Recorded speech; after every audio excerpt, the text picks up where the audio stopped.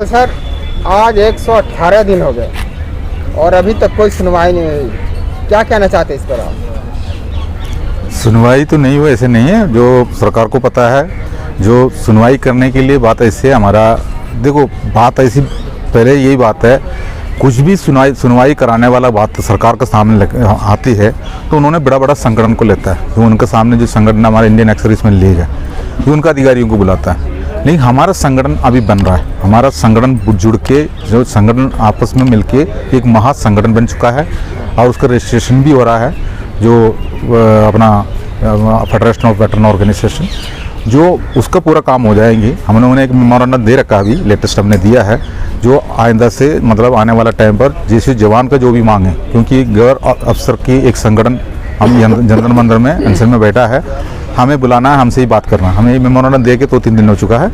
लेकिन बाकी जो अभी तक सरकार के सामने जो भी बातचीत करते थे, हमारा अधिकारी लोग ही करते थे।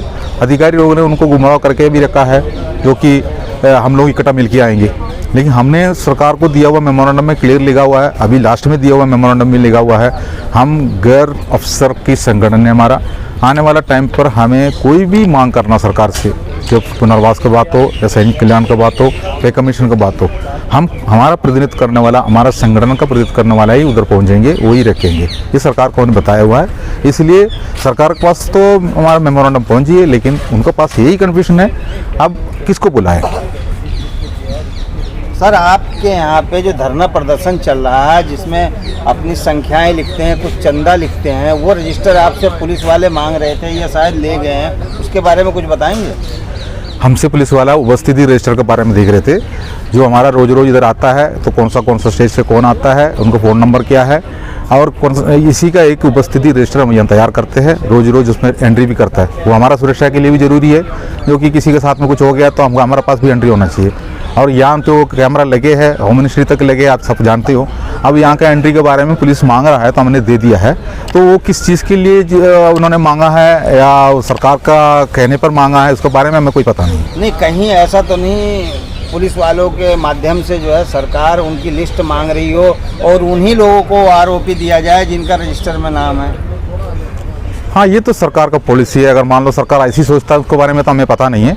लेकिन आप लोग पत्रकार है, हो सकता है आप लोगों को इसके बारे में कुछ जानकारी मिला हो। लेकिन हमसे उपस्थिति के बारे में पूछा, हमने उस उपस्थिति का जो प्रूफ है वो दे दिया था। सर आप बताइए इसके बारे में, जो रजिस्टर के जो रिकॉर्ड मांग रहे हैं वो लोग, क्या उनकी मंशा होगी? नहीं सर, देखिए ये तो मंशा क्या है, ये तो सरकार जाने या फिर पुलिस प्रशासन जाने कि उन्होंने उपस्थिति जो रजिस्टर मांगा है हमसे, वो किस लिए मांगा है। वो जैसे गोपाल सर ने बताया कि यहाँ पे अगर किसी के साथ कोई घटना घटती है तो कुछ होता है तो वो भी एक रिकॉर्ड है। बाकी वो सरकार के पास भी भेजेंगे, जो जाहिर सी बात है कि पुलिस प्रशासन उसको लेके गया है। नहीं, कुछ सुबहट है, क्या नाम, पूर्व सैनिकों में कह रहे हैं जिनका नाम रजिस्टर में है उन्हीं का नाम आगे लिस्ट में भेजा जाएगा और वो आरोपी के लिए। देखिए इस बारे में हमें तो कुछ पता नहीं है। बाकी ये सरकार की कुछ पॉलिसी हो सकती है कि भाई ऐसा आज तक हमें तो सुनने में नहीं आया। अगर हो सकता है सरकार के हाथ में सब कुछ है, सरकार कुछ भी कर सकती है कि भाई यहाँ जो आ रहे हैं उन्हीं को मिले। तो ऐसा देखो, हमारी तो ये मंशा है कि ये सबको मिले, ये सबके हिस्से की लड़ाई है। बाकी अब सरकार क्या पॉलिसी बनाती है, वो किस मकसद से मंगाया है रजिस्टर, ये हम नहीं कह सकते। धरना में आने की ना आने की जो है कौन ऐसा भ्रमित कर रहे हैं? कुछ लोग जो है धरने को बदनाम कर रहे हैं और धरने में संख्या बल को कम कर रहे हैं, तो लोगों के बारे में कुछ बताएंगे? अब देखिए, आप ये शुरू से देख लीजिए, इतिहास उठा के देख लीजिए। विरोध जो है ना, वो अच्छाई का जो है ना, सच्चाई का और अच्छाई का जो है ना हमेशा विरोध हुआ है और उसको दबाने की कोशिश की जाती है।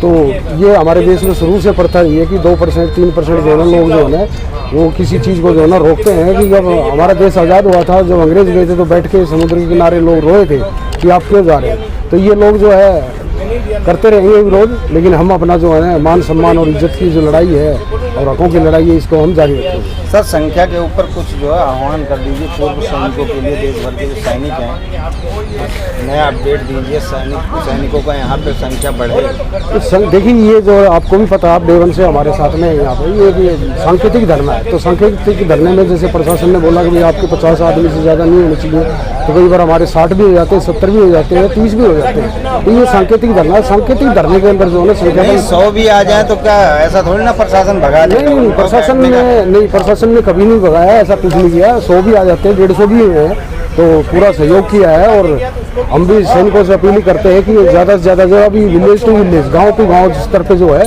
वो अपनी मीटिंगें चल रही हैं और संख्या बल बहुत है। जब भी संख्या बल दिखाने की जरूरत होगी तो संख्या बल आ जाएगा। सर कब दिखाएंगे संख्या बल? जब तक सरकार को नहीं पता चलेगा जंतर मंतर पे इतने लोग हैं, जब भी फोटो खींच के जाती है 20 लोग 15 लोग, ये क्या आई सरकार के पास तो फोटो जाती है यहाँ से जंतर मंतर से? सरकार के पास बिल्कुल फोटो जाती है, लेकिन जैसा मैंने आपको बताया कि ये सांकेतिक धरना है। सांकेतिक धरने के अंदर संख्या बल नहीं होता है। संख्या बल अभी सरकार से हमारे जो फेडरल के जो अध्यक्ष हैं अर्जुन राठौड़ साहब जी, जो उन्होंने जो है ना वो मांग पहुंचा दी है ऊपर उनके, तो अभी कोई गठित हो जाएगी कमेटी, तब बात होगी।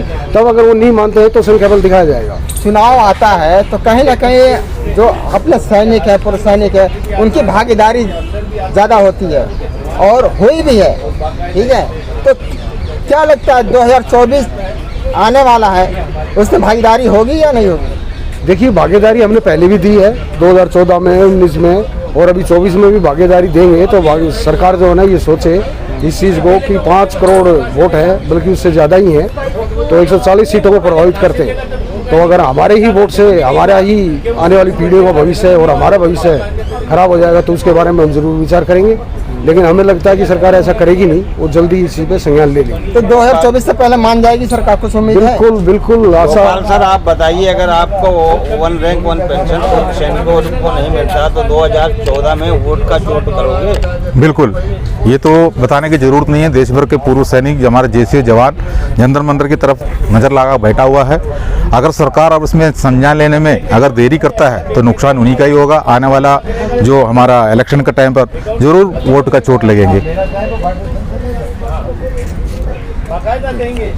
एक आपके चैनल के माध्यम से मैं एक सरकारों को भी एक मैसेज देना चाहता हूँ कि जैसे हम बड़े बड़े महापुरुषों को पूछते हैं, उनको श्रद्धासुमन अर्पित करते हैं, जैसे महात्मा गांधी जी हैं, उनके पीछे भी फोटो लगी रहती है सरकारी कार्यालयों में, संसद भवन में, तो कि देश को भी बोलते हैं कि इनके नक्शे कदम पे चलिए।